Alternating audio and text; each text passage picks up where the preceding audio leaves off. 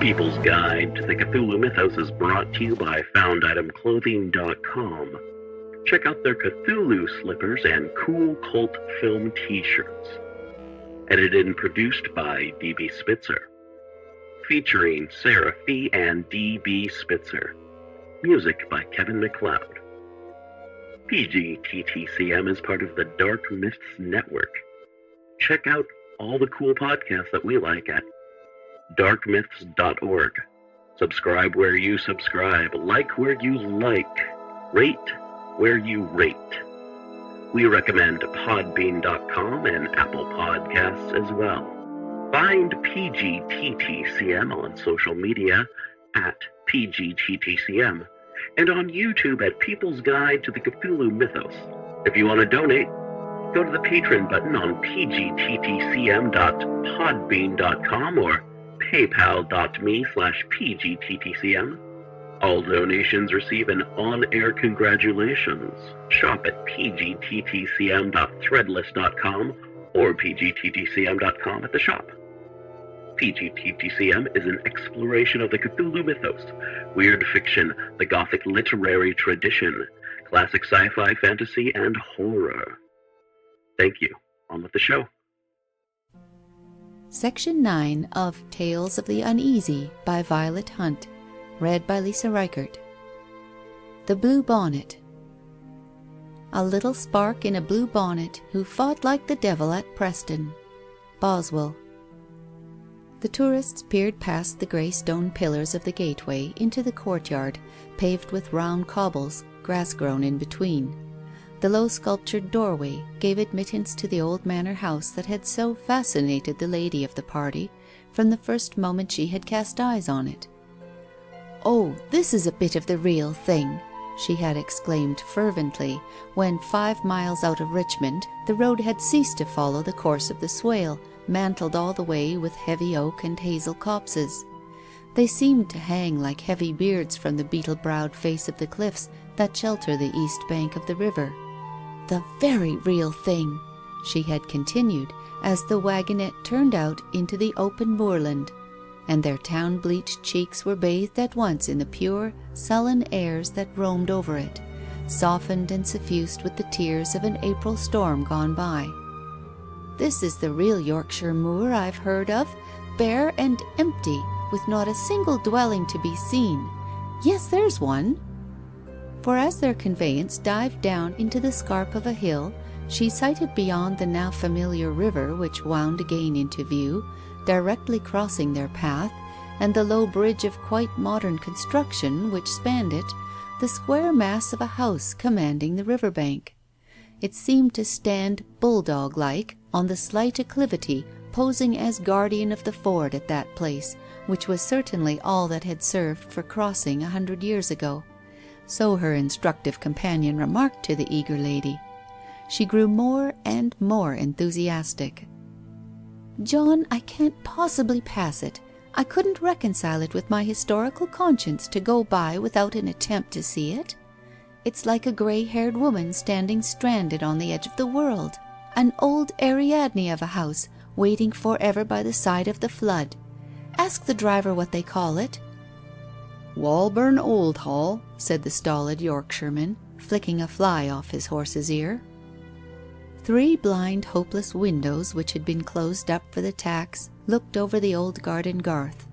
The eyes of the persons looking thence could have swept the stream and the narrow neck which formed the ford. The stone-flagged courtyard of the house was enclosed by buildings on all sides but one. On the west, looking towards the river, was a ruined battlement on which a man might still walk and survey the country round for miles. But it was now insecure, the inner rubble exposed. Clumps of wild mustard and garlic sprang from every cranny and crevice, and made a yellow blaze that lit up the grey substance of the pile. The lady, unable to contain herself longer, requested the driver to pull up and let them have a look. Her companion took out a guide-book and read aloud as they sat in the brake in the streaming sunshine. "Walburn Old Hall, fortified manor house, dismantled." "I should think it was." "A poor cause. The old cause of all. Listen. Family of Donnet, There's the shield on the door, evidently. See all that repoussé work? Only we can't read it from here. The book says, 'The ancient family of Donnet, who beareth sable gulty, argent and a canton ermine.' Yes, Guy Donnet's tomb is in the church at Redmire, remember it?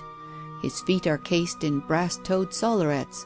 Above his lady's head are 3 shields of arms. She appears to have been a Conyers. Well, they seem to be pretty well extinct now. The last Donnet was out and killed in the 15. There were Donnets in the Great Rebellion, Donnets in the Gunpowder Plot, in the Rising in the North. Poor romantic dears. Yes, that's the plague of lost causes. They swayed the emotions so forcibly, and through the emotions the very lives of the old families, those that had any good in them. One imagines them, up to the very latest day, having an indistinct glimmering of their own original raison d'être, that is, lands given in exchange for service. Their modern representatives have lost even the glimmering. Well, oughtn't we to be driving on?" "Oh no, after what you've been making out, I must have a try to see over it. I want to make out that blurred shield over the door. Gules argent and canton ermine, was it? They can but refuse us." The young couple alighted, under mute protest from the driver, and entered the courtyard, the lady bold, the man nervous, deprecating. They received forthwith a Teniers-like vision of an interior. Farm hands were sitting round a wooden table, placed in the oak-panelled, greasy blackness of a low-raftered hall. All looked up and ceased pulling at their mugs. A frowsy young girl of 18, wiping her mouth, came forward. "Could we see over?" The glint of a silver coin in the lady's hand pleasingly accentuated her request. A voice came from the interior as the girl stood hesitating and shy. "Mind, Hinny, thou'st not take the lady anywhere it isn't safe. Keep out of the room the captain's leg came through. And mind, the stairway beyont isn't much to crack on." The girl, thus admonished, turned and led the enthusiastic pair in and up the rich darkness of the stair. "That's the best part of it, her mother told her to leave out," whispered the lady. "That about the captain's leg. It sounds most exciting. Ask her, or I will." The girl, questioned, replied over her shoulder. "It's a tale, ma'am. A long while back it were, ages and ages. They do say a man's leg came through the floor, and he's always called the capting. The boards is rotten just there, and was then. That whole end of the house is fair gone to powder. My grandfeyther used to say that a man's leg made it coming through. But it was long before this time, and he was a very old man. The ceilings of that part of the house is that powdery, would you believe it, that we can always scrape the plaster and get a bit for baby." "How funny and utilitarian! And is it haunted?" "Grandfeyther always said 'twas." "Who by?" "They do say a poor man went clean daft there, came home and found every one lying dead about the place." "But what had they died of? Plague?" "The smit? No. Grandfeyther always said 'twere a tragedy, same as they has in the papers nowadays." "Where's your grandfather now?" She jerked her finger over towards the north.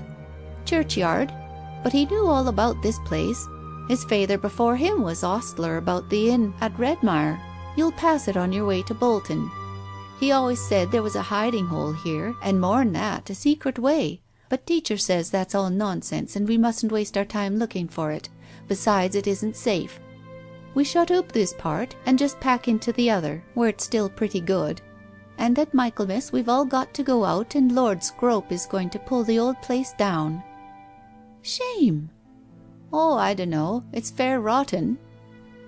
"Are you sure you can't take us into the rotten part, just for once, before it all goes?" "That I cannot. The worst room is the one the man's leg came through. They call it the Lady Christina's room, and it's there grandfeyther says the priest's hole was." "It was generally out of the principal room in the house," said the man. "They wanted him under their own hand, and to be able to feed him at night. Come along, Mary, you really can't see it." "I suppose not," she sighed. "But I do somehow seem to see Christina, the Lady Christina. I suppose her spirit is about? Why lady? The Donnets had no title." "These people always dignify ghosts and raise them to the peerage. Let's see if we can't make up a story for her. Christina Donnet and her lover. Was he the man who went mad, or the priest she hid?" They were descending the stairs. Their cicerone broke in suddenly. "Nay, that weren't the way.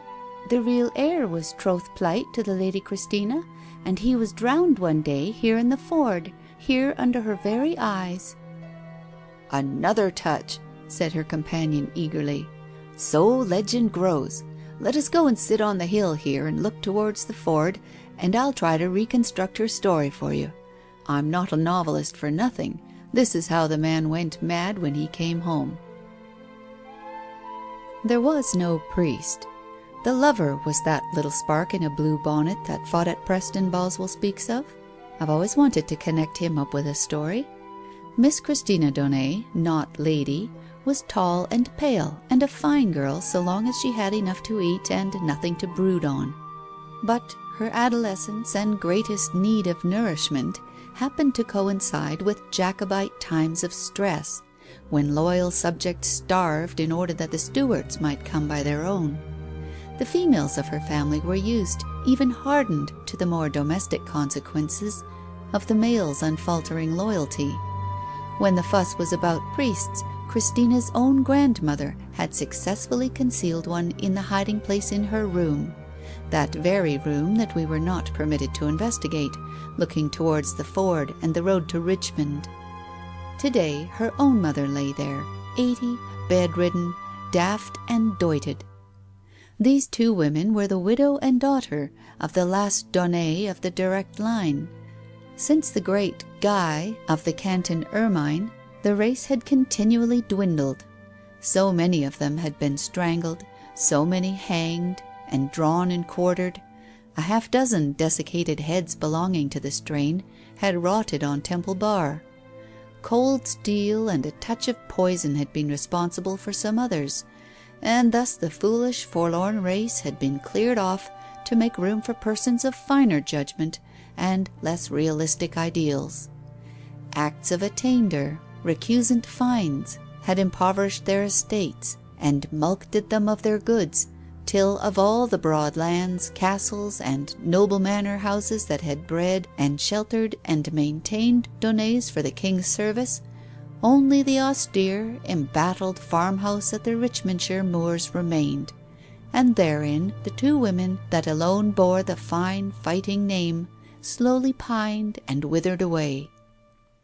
They had not enough to eat, yet their appetites were no larger than feminine appetites are reputed to be. Sir Christopher Donnet, Christina's father, was killed at Sheriffmuir when his little daughter was a year old, and her mother, grown doited with the shock, lived on to give very little trouble and represent no great charge on the family finances. She lay always in her big room in the southwest wing. Her heavy four-post bed, too mighty and perhaps too rotten to be moved, remained firm in its old place on the safer part of the flooring. The tester was hung by heavy rings to the ceiling. Her daughter, ministering to her slight wants, had learned to walk warily round the bed. Christina Donnet was loyal, as women are loyal. She realized very fairly that this task of the reinstatement of the Stuart dynasty on the throne of England had been set by Providence on her and hers, incidentally carrying with it the doom of extermination set on the race. Their blind inherent loyalty clustered as it must round the losing side, which sucked in naturally these people who always went where their advantage was not, and the losing side had drawn in her father, her uncle, even the man she loved. She loved her cousin, Charles Donnet of Scanwood. Scanwood House lay 3 miles hence on the Richmond road. Charles was the only son of her father's only sister. Christina and this young man were early troth-plighted. They were about to wed. But the Stuarts came first. It was the cause that intervened and forbade the innocent banns. Charles Donnet allowed the just impediment and went out as a matter of course.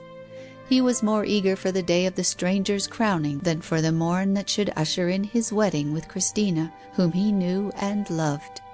He had left her too easily. Folk in the neighbourhood said he was slack.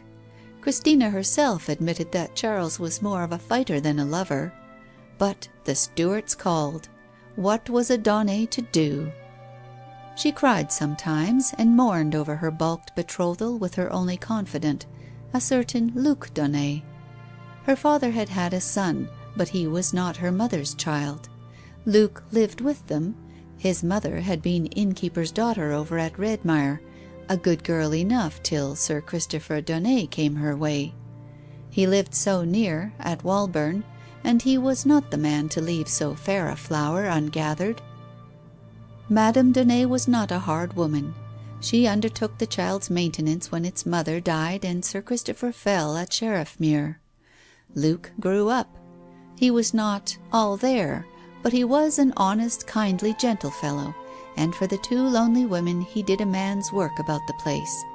There was not much to do.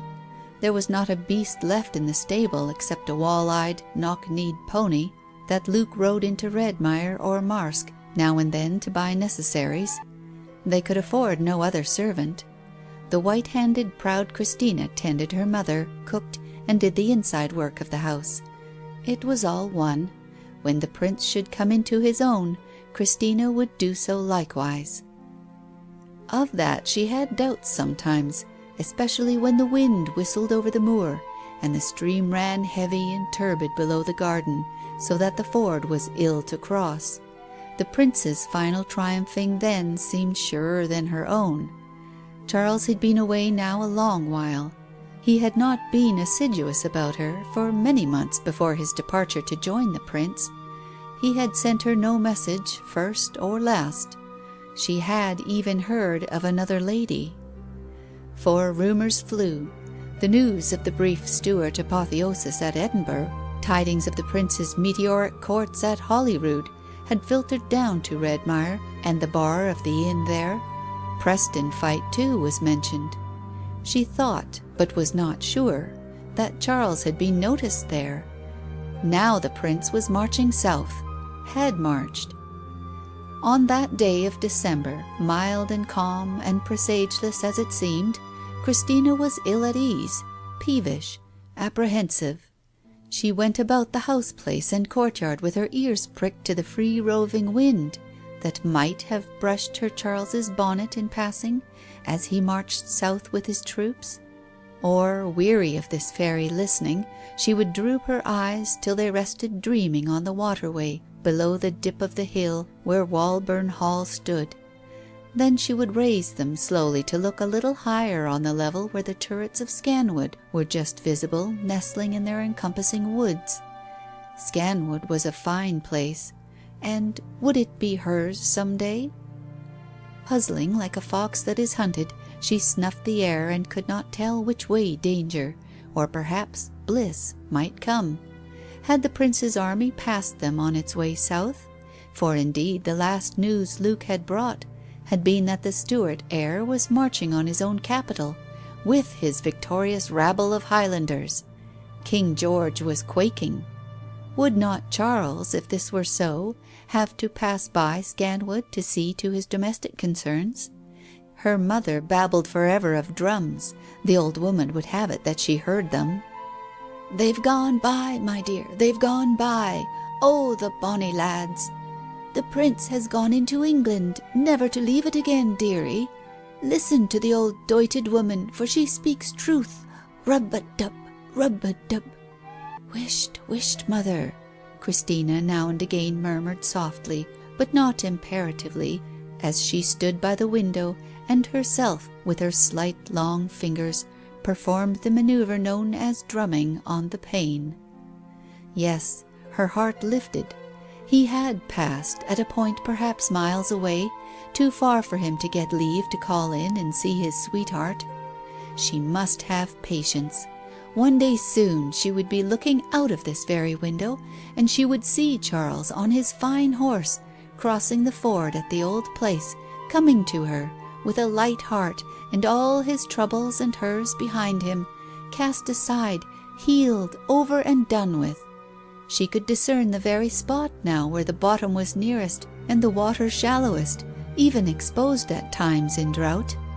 The waters flowed glumly over it now. There had been much rain to swell them. Sometimes, to the excited girl who stood there, her nerves wrought by the faint, vocal rub-a-dubbing that came from the bed behind her, it seemed that the water gathered itself up into shapes of horses and men. The little waves seemed to rise obediently under the harsh wind, and form themselves into the semblance of uncanny humanity. They massed themselves and menaced, yes. She came to fancy that one figure rose again and again from the sullen flow to shake a quivering fist at her. She stared the silly vision down.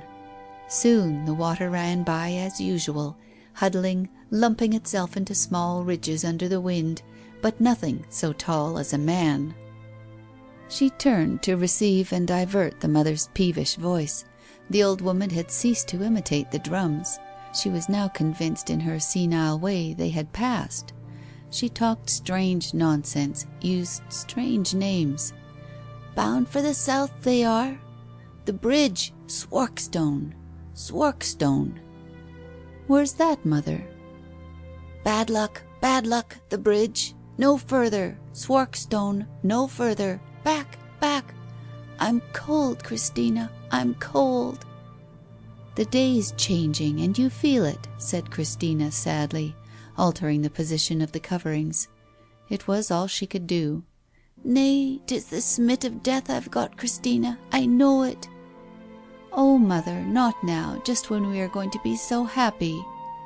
But her heart did not back her words. Look here, I'll have Luke go to Redmere at once and get you some of Betty Candlish's cordial. She promised me some for you the moment I wanted it, and you seemed low as you do to-day. We won't let you die just yet. Aye, but can you keep me? Said the voice from the bed gently. It's that I've got, and no mistake. I've felt it all day. Come back and kiss me, Christina. You're a good girl, a very good girl. The bridge at Swarkstone. I saw him there, the prince. Remember that, Christina?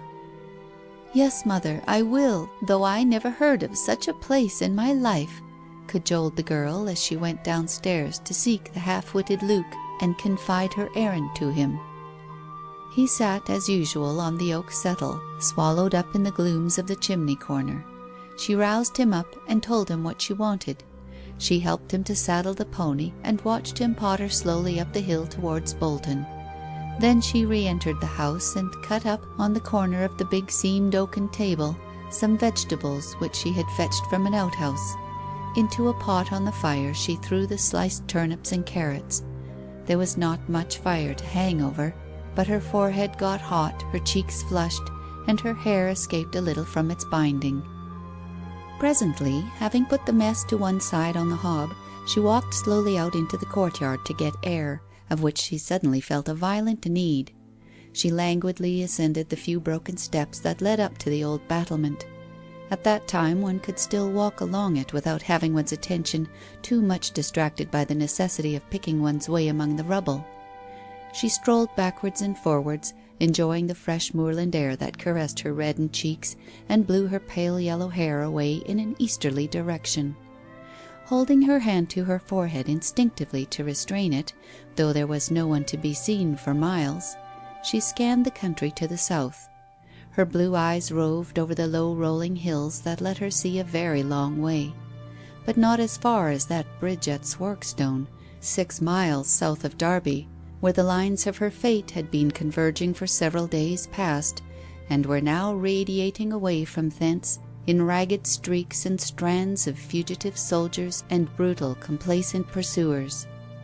She was overcome with a sudden trepidation, a rush of feeling that somehow impelled her to get back to the room where her mother lay, and see for herself how the helpless woman was getting on. But she sat down on the parapet, which, at the point where she was, still stood firm at the side of the battlement next to the road. Overcome by a sudden faintness, she hid her face in her hands. She had eaten very little that day. Her back was to the road, and her eyes, should she uncover them, would have rested on the empty grass-grown courtyard.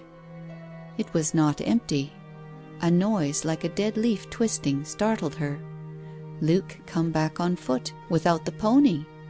She had pressed her knuckles into her eyes until her eyes had grown hazy and suffused, and it was a second or two before she saw there was actually a man in the courtyard below her. A man, not Luke. His bonnet, faded by sun and wind and rain, had once been blue. She heard his breath that came quickly, and very dryly, scenting a beggar and a demand for alms, she asked him his business.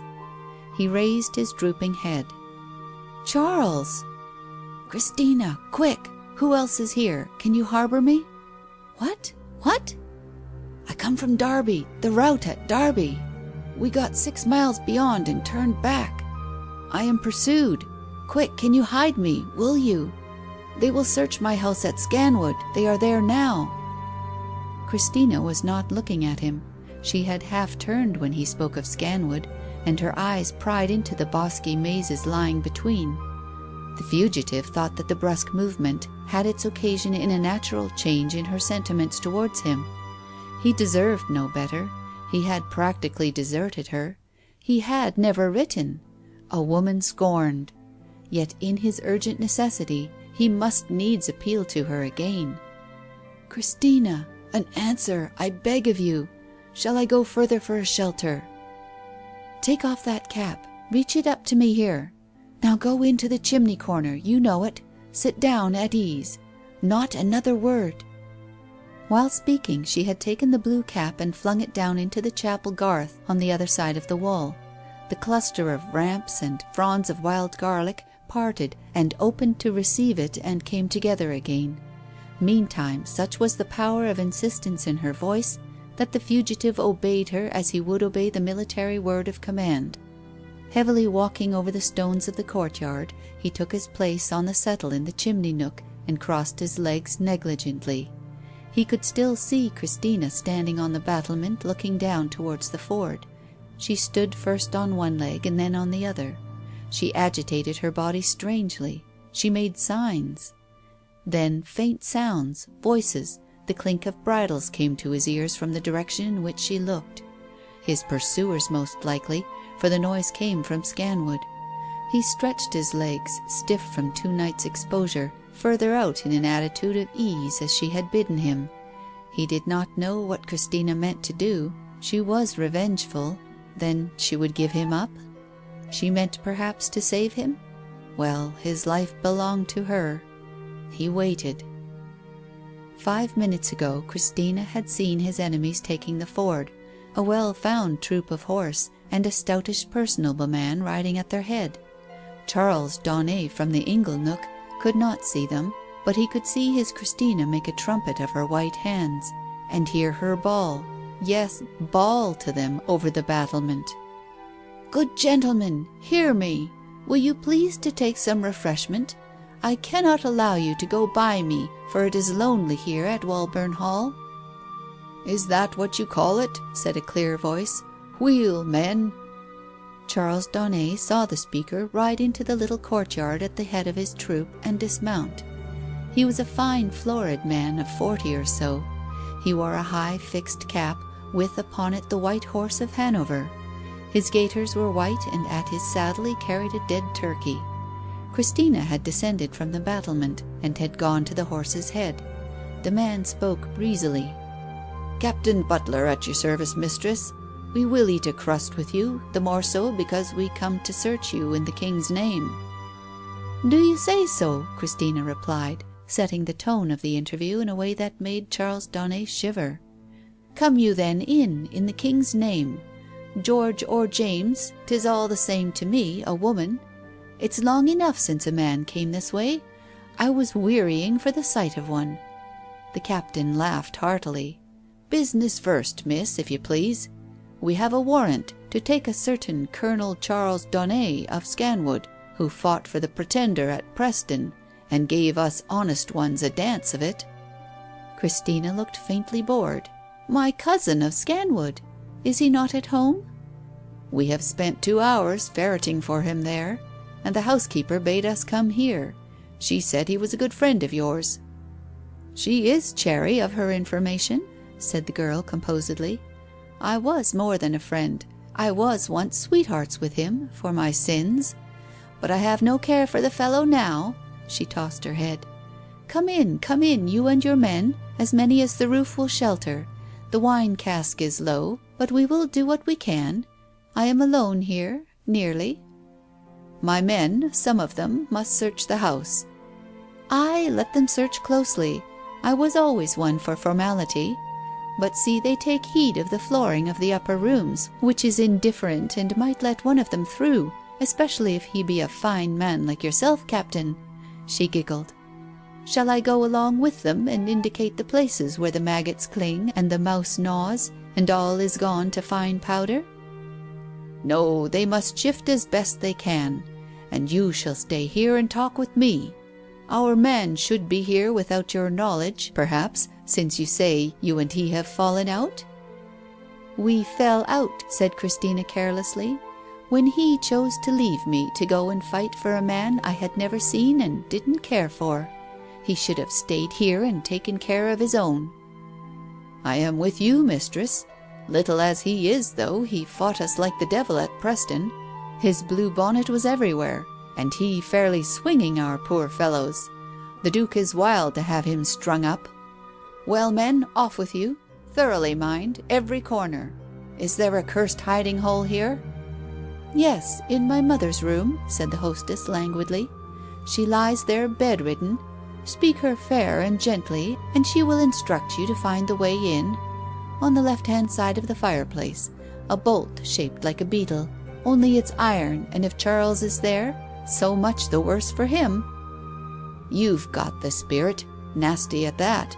Well, let's in. 'Tis hot, and your liquor comes not amiss." Christina led the way under the low-browed doorway to the kitchen, where Charles Daunet was sitting.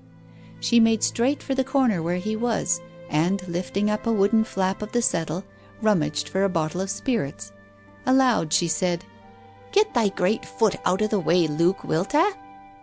"Ay, who's that?" asked Captain Butler, apprehending the sullen inmate of the chimney corner for the first time. That's a poor foolish cousin of mine," she replied, rising from her knees with the bottle, a little flushed with stooping. "You seem full of cousins." "Yes, but this one's on the wrong side of the blanket. He's not over quick, but he'll answer a civil question, no doubt. Now then," she took Charles Daunet roughly by the wounded shoulder, and he winced. "Look up. Speak to the captain, can't you?" "What's your name?" asked that personage humorously, entering into the spirit of the thing, but he got no answer. Christina shrugged her shoulders. "Truth, he's got no name by the rights of it, or if he has, it's the same as mine. Luke Daunet, at your service. Drat you, Luke, why don't you stand up and speak for yourself?" Still the man on the settle did not move. "He's taken that way sometimes, Captain. A fit of the sullens. As obstinate as a mule, and you can't get a word out of him. And another day he'll rattle away fit to drive you. Poor sort of company for a girl like me. We just have to give him house room and a bite and a sup now and then for kinship's sake." She poured out a glass of mead, and the captain took up the glass and raised it to his lips. "A kiss before I drink." He put his hand on her shrinking shoulder. The kiss lit on her ear. The man in the corner looked up sharply. "Be quiet, Luke. Don't you see I never gave it?" she said, as if to a froward, jealous baby. "It isn't to his taste, eh?" said Butler. "Ha, ha!" "Never you mind his tantrums, Captain. We never take any notice, mother and I." She filled his glass again. He sat down near the end of the table. She made shift to sweep the fragments of vegetables away with the carroty knife, but the captain raised his hand. "Let be," he said. "Come and sit here, if this surly fellow will permit it. I shall like to watch his face." He put his burly arm out, and not before she knew what she was doing, proud Christina Daunet was sitting on the trooper's knee and playing with his beard. There was a sound of feet and much stamping overhead. Presently, with a sharp, ugly crash of splintering timber, the booted leg of one of Butler's men came through the ceiling and dangled helplessly. Christina jumped off the captain's knee and burst out laughing. "There! I told you 'twould happen." "Bravo, Tim Jobling! I'd know his leg in 100. Gad, I can hear him squealing like a pig up there." "'Tis in my mother's room," exclaimed Christina suddenly. "'Twill frighten her to death." "You shan't go till they come down. They'll be here directly. Look you, it's all right now. Tim Jobling has gotten back his leg. They have him by the shoulders and hoist him up so. He's still swearing, though I can't hear. You shall hear me roast him." Christina did not sit on his knee again, but leaped away with a coquettish grimace as the members of the search party came downstairs. Sheepishly came Tim Jobling at the tail of the group, minded to avoid Butler's merriment. "Found naught, Captain, except one doited old woman in bed." "My mother," interposed Christina proudly.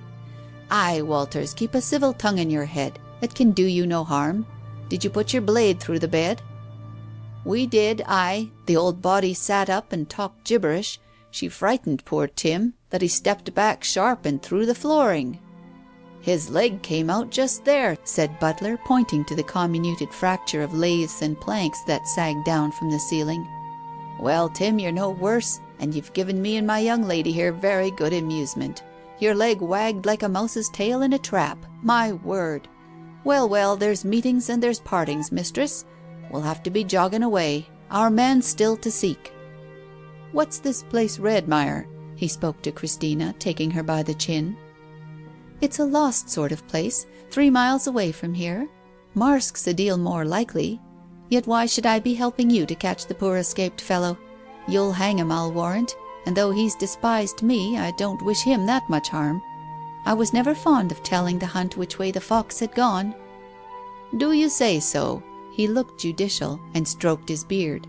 After a pause, "Still, I'll just have the correct name of that place you mentioned. You've no call to be careful for Charles Scanwood. He's given you the go-by, you say. A man merits a rope for neglecting a pretty wench, over and above being punished for the hell he gave us all at Preston. That blue bonnet of his was like the clout of the devil himself. Well, well, adieu. Thank you for your mead, and if ever I'm this way again—" "Go, since go you will," said she. "I shall see or speak to no man but you here this side of Lady Day. So, Captain, farewell. Grant me a favour?" "Ask it." "My cousin here." "Sulky face, aye." "He's got business for me in Marsk. The ford's swollen. We have no horse. Let him ride behind one of your men so far. You're going to Marsk to look for Scanwood?" "Certainly, miss, we'll oblige.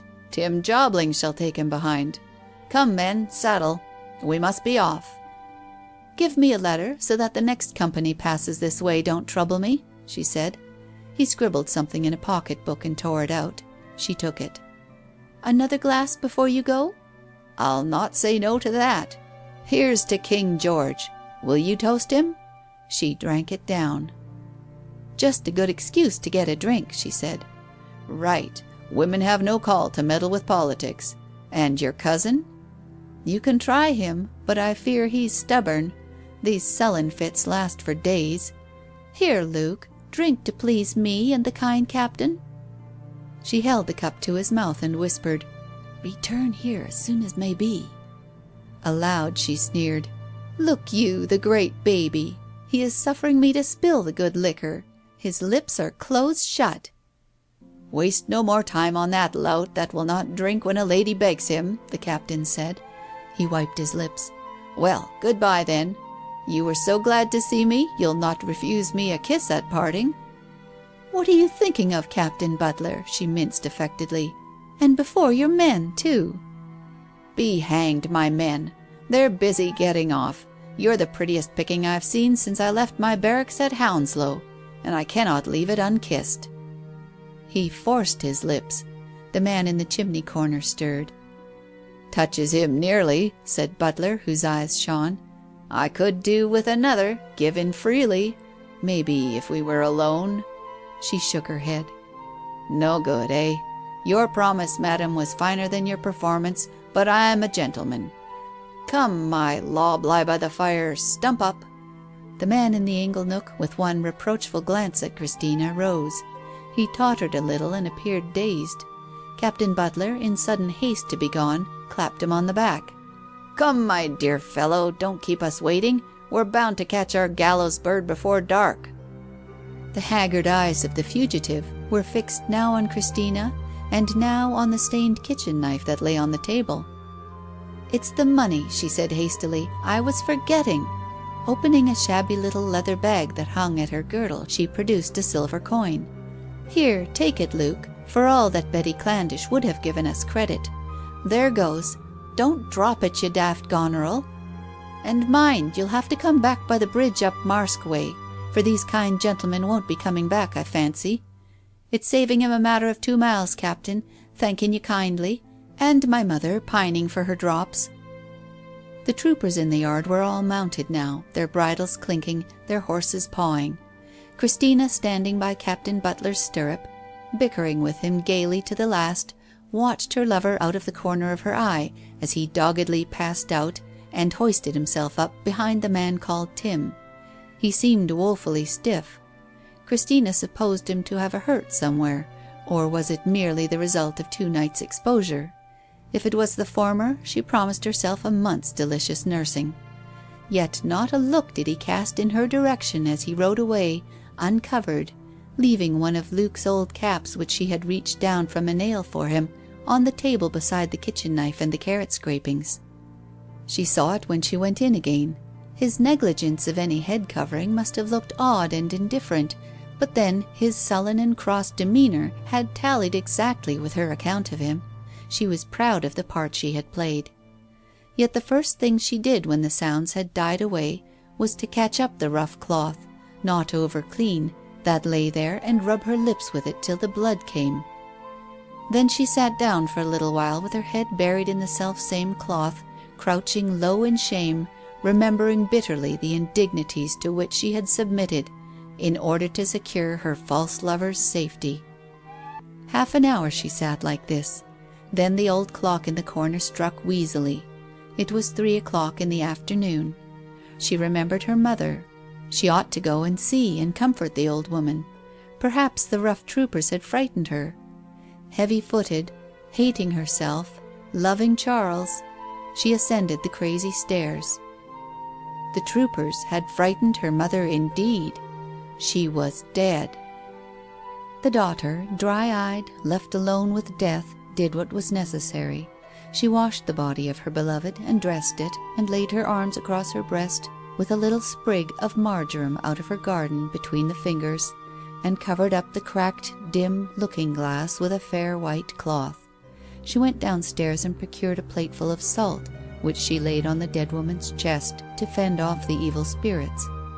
She drew down the blinds of the windows that looked out over the garden onto the ford, and sat down near the horribly yawning hole in the floor to await Luke or Charles. Neither of them might come for a good hour or more. She did not know which would be the first. Charles might not come for days, but when he did he would be of good comfort, and grateful to her for saving his life, at the expense, though it were, of half an hour's desperate but not irremediable degradation.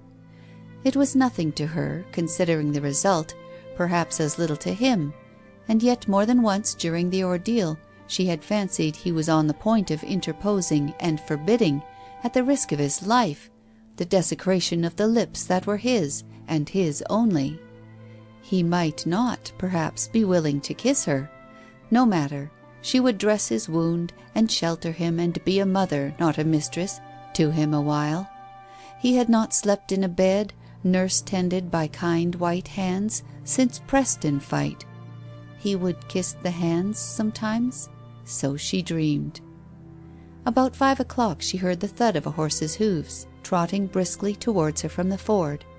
Charles had been in luck, and somehow or other managed to get hold of a horse. She ran down, leaping, in her haste to go the nearest way, over the gaping chasm that shelved in like the hangman's drop in the middle of the floor. "My beloved!" A man stood, sheepish, in the house-place. It was Captain Butler. "You!" she stammered and reeled. "Yes, 'tis I, poor fool, come back to know more of you and your wiles, my beauty. For that you are. And may be, now that I've given my men the slip for an hour, You'll let me have that kiss." Christina was holding on to the high back of the settle. "Aye, there's no doubt about it, you're a gay piece, and no one would call you kissing shy. I like it. But that poor lad who sat there, he couldn't stomach so much freedom, I fancy. You made his poor heart ache, and lost him his wits now, wasn't it? Well, well, he's the best judge of his own feelings. Maybe he's as well out of this troublesome world." "What do you mean, Captain?"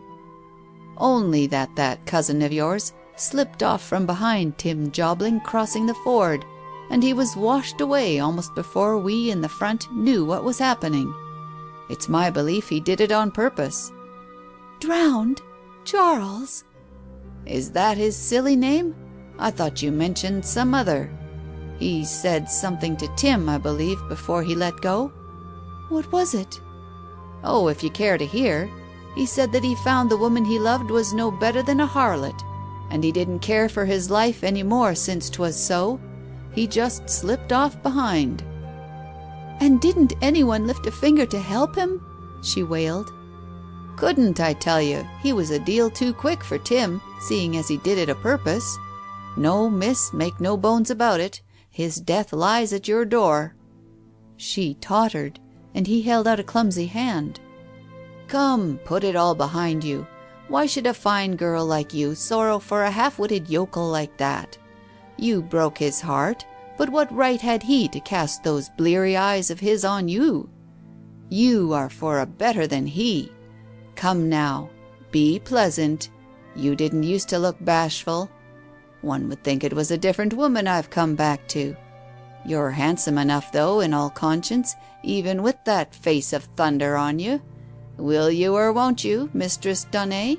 Will you come to me, my pretty?" He took a pull at the stoop of liquor that was where he had put it down, and held out his arms. Still the woman stood, dazed, dumbfounded, her ordinarily quick brain acting slowly. She began to realize, by a series of successive shocks, that there was no one left to be helped or saved by diplomacy. She kept her distance, still eyeing the dark wet knife on the table. She spoke at last, sombre, taciturn. "My mother lies dead upstairs." "Does she so? Well, 'twas her time to die, wasn't it? We'll bury her decently. Come." He sat there, glorying in his work, his legs well apart, smiling fatuously, waiting for the fair sulky girl to forget her immediate griefs and fall on his neck for solace and comfort.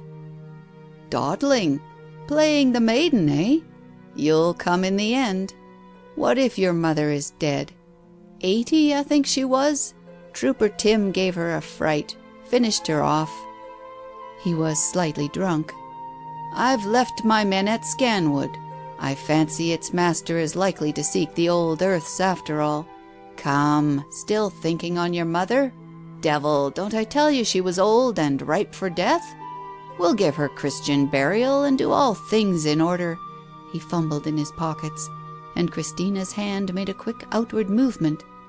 "And will you bury me decently too?" said she, advancing at last. With the dignity of a queen, she sat down on the knee of the amorous captain, who fancied the hour of surrender had come. Indeed, he had some small excuse for thinking so, for with a gesture of abandonment she flung one long arm round his neck. "Aye, but don't strangle me," he whispered, his chin buried in her bare neck. Christina's other hand was busy at his coat lapel. She found the place just over the collarbone. She had no science, but she just happened on it, and drove the long kitchen knife in straight. Its work was not done then. With an effort she drew the knife out and used it again. Captain Butler, before he fell off the chair, saw her eyes glazing, and for one moment held the dead woman in his arms. "And that, I think, was the way it was," said the romancer to his patient listener, as they sat together on the bare hillside, sloping to the bridge on the other side of the ruined battlement, and let their hands run through the cool straggling grasses that clothed its sad bleakness a little. He raised his hand, that had been fumbling negligently in the ground beside him. "Look here, a daffodil! This must have been poor Christina Daunet's garden." End of section 9.